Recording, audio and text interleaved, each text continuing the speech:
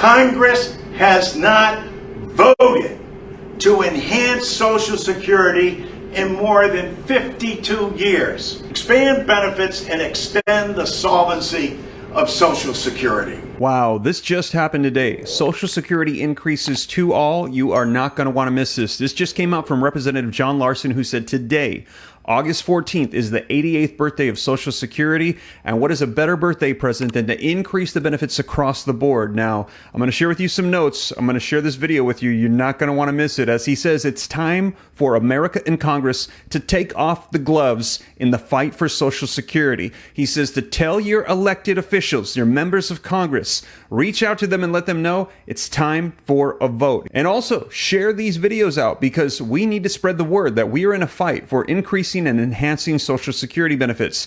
It's not an entitlement program, it's an earned benefit. It's like insurance, he says, and we've paid into it, and it needs to be there when it's time for us to tap into it. Congress needs to enhance and increase the benefits, and they need to extend the solvency. And he says, do not raise the retirement age, because he says this is why. Listen to this, very interesting. It's actually a cut to benefits throughout the lifetime of recipients' payouts by 7%. So right now, increasing the retirement age by 3 years, they're actually proposing a 21% cut to benefits to recipients. So wow, very, very interesting. And as I mentioned, if you're somebody that collects Social Security, SSI, SSDI, retirement, veterans benefits, any of these fixed income benefits from the Social Security Administration, you're going to want to see this video. Just came out today. This is breaking news. So let's go ahead and take a look at this clip. It's about 12 to 14 minutes. I think you're going to enjoy it if you collect Social Security. But before we do me a quick favor. If you appreciate the updates, don't forget, smash the like button, hit subscribe to stay up to date. I'll keep you up to speed on everything going on so you don't miss anything with Congress, the economy, or Social Security. And stick around to the end, because I've got some updates for you as well on the $200 per month increase, or the Social Security Expansion Act, which is getting traction in Congress yet again. Let's go ahead and take a look at the video footage. With 10,000 baby boomers a day becoming eligible for Social Security, 10,000 a day. By the end of next year, we're currently close to 67 million Social Security recipients. We'll be over 70 million Americans relying on, as Dick pointed out, the nation's #1 anti-poverty program for the elderly and the #1 anti-poverty program for children, until we formalize the child tax credit, which has to be done as well. But right now, as we speak, it is Social Security. It is also, and don't take any guff on this, it's the nation's most successful program, and it's the most efficiently run program. Social Security has what the insurance industry calls a 99% loss ratio. What does that mean? That means they operate all of Social Security, which dispenses pension benefits, disability benefits, spousal and dependent coverage, with under 1% administrative costs. You cannot find a private sector that does this. You can't find another governmental agency that does this. It is the nation's #1 program that's paid for, and as Dick pointed out, it is not an entitlement, it's an earned benefit. It's an insurance program that works on behalf of people. And Americans across the board, Republicans, Democrats, and Independents, will gladly, poll after poll after poll demonstrates, pay more. Because they know this is a benefit that works. So we don't have to go back to 1935 or the Great Depression. We only have to go back to 2008 and 2009. People saw then, when their 401k became a 101k, Social Security never missed a payment. Not a disability payment, not a spousal, dependent, or pension payment. Why? Because as President Biden has said, it's a sacred trust between the American people and their government. That's why this program is so important, and that's why Congress needs to vote. How difficult is that? And everyone goes through these arguments and wrings their hands, etc., about, oh, I don't know, we got to do this, we that. As soon as you hear anyone say we need to study Social Security, you got to just give it a big eye roll. Really? Is there any program that's been thoroughly researched and documented, governmental program, other than Social Security? No. So what's lacking here? Congress has not voted to enhance Social Security in more than 52 years. Congress hasn't voted on Social Security in more than 30 years. In '83, when they voted on it, they voted to raise the age. Oh, and they were saying then too, well, you know, people are living longer, so we ought to raise the age. What they weren't saying is this: for every year you raise the age, that's a 7% cut in benefits. Currently, our brilliant leaders on the Republican side said we should raise it to age 70. And actually, as Dick pointed out, proposed this. That's a 21% across the board cut. So how do you figure? You're living longer, so if you're living longer, you ought to be living on less? How in God's name is that going to work? And yet the glaring thing that we see, that Betty has pointed out, I mean, first of all, WEP and GPO, as President Biden has said, has got to be repealed. And it's got to be paid for. And we have the wherewithal to do it. As Dick pointed out, most people don't realize, currently at $167,000, you're not paying more into Social Security. Now that will rise every year, but still, people making more than $167,000 stop paying. So for people over $400,000, as the president has advocated, now that amounts to 0.6% of the nation. We need to lift that cap on them and have them pay the same thing that your everyday worker would pay into the system. And what does that do? That allows us to extend the benefits and to expand benefits and extend the solvency of Social Security. Isn't that the goal? Isn't that what we want to do? Imagine things have changed a little since 1971 when Richard Nixon was president, and that's the last time Social Security was enhanced. Come on.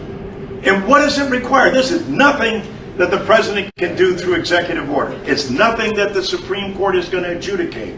It takes Congress. And what does Congress have to do? Vote. If the Republicans have a better plan, have them put it out there. They claim they do. But everybody ought to know what's in the plan. Every time they talk about it, they talk about cuts. Social Security doesn't need to be cut. It needs to be expanded. As Betty was pointing out before as well, more than 40% of Americans, the only security, the only pension they have is Social Security. 5 million of your fellow Americans get below poverty level checks from the government on Social Security because Congress has enacted. There hasn't been an enhancement in 52 years, which is why we call for an across-the-board increase. People who retired and continue to work shouldn't get taxed on their Social Security. 23 million people will get their tax forgiven under our program. Spouses, and especially widowers, will be taken care of. We'll repeal WEP and GPO and pay for it so it doesn't harm the trust fund at all, but will only further enhance it. We extend the solvency of the program, and we also expand the benefit and recognize that Congress has got to continue to work on it. Are there efficiencies that we can find going forward? Of course there are, but not by way of cutting people's benefits. We need to lift up people so that nobody who works in the United States of America and pays into the #1 insurance program gets a below poverty level check from their government. The new floor for Social Security will be 125% of poverty, making sure that that will never happen again and will never return to poorhouses. So we're in this fight. We're in it together. We couldn't have a stronger and better ally than labor. You've demonstrated that over the years as well. But as I said, it's time to take the gloves off. And by that I mean, it's time to call on Congress to vote. There's no more excuses as to why we're not voting on a bill on both sides. No excuse. Republicans, you got a better bill in the House, put it up there. Because we have this process in Congress called the amendment process. We actually have a process also, thankfully, we have a leader like Dick Blumenthal in the Senate who's been arguing vociferously to make sure that we get rid of the cloture vote and have a vote so Mitch McConnell can't stop a vote from going forward on Social Security. Most people don't even know this or recognize this. But Congress needs to vote and act. And the programs that are out there, whether it's Bernie Sanders and Elizabeth Warren in the Senate, or whether it's Sherrod Brown, there's a number of good ideas out there, but what it needs is, it's got to get out of the stage of talking about it and getting to the point of voting on it. Why?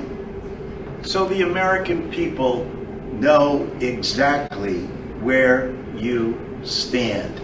That's something that we've received from our bill, from members of Congress, and from more than over 350 different agencies. It's the most comprehensive plan out there. It embraces President Biden's approach to Social Security. Now, I call it an insurance benefit, but President Biden has been very clear. No one above $400,000 during his first term will be impacted by any program he proposes. And he remains true to that with this proposal as well. The only revenue enhancements, two areas. One, from closing a loophole in FICA that many wealthy people, the 10% or probably the 0.6% that Dick was talking about before, use to not have to pay FICA taxes. And then to make sure that everybody over 400,000 is contributing what a guy 50,000 will be contributing to the Social Security plan. We're going to get this done, but we can't get it done without your help. And your help, where it is required, is to say, not just say, hey, we want you to support Social Security or we support this plan. We want a vote. And even if the Republicans have a plan, like I said, there's something called an amendment process. They got a plan they don't want to put forward, Social Security 2100, put forward your plan. We'll amend it. We'll get a vote. But let's have a vote so the American people know where Congress stands on this issue. And when you do that, we're going to get that very bipartisan support that everybody has talked about. Because, I forget who said it, whether it was Mike or Ed, this is about your family members, your brothers, your sisters, aunts and uncles. This is about the people you go to church with. This is about your neighbors. This is about community. It's about everything that labor represents. Wow, so that was today. Let me know your thoughts. Social Security 2100 Act by John Larson or the Social Security Expansion Act by Bernie Sanders. And that's the one that proposes $2,400 increases across the board annually, which equates to $200 per month, which is what we had heard promised before by President Joe Biden. And this is coming up yet again. Just recently, it's been mentioned that maybe they should push this bill through for reform in Social Security. Now, to get the latest on that, check out this video right here as I cover it in detail for you. You're not going to want to miss it. And there's a lot going on with Social Security. I'll keep you up to speed every step of the way. But with that being said, you guys, thank you so much for joining me, and I'll catch you in the next one. Take care. God bless. This is Steve.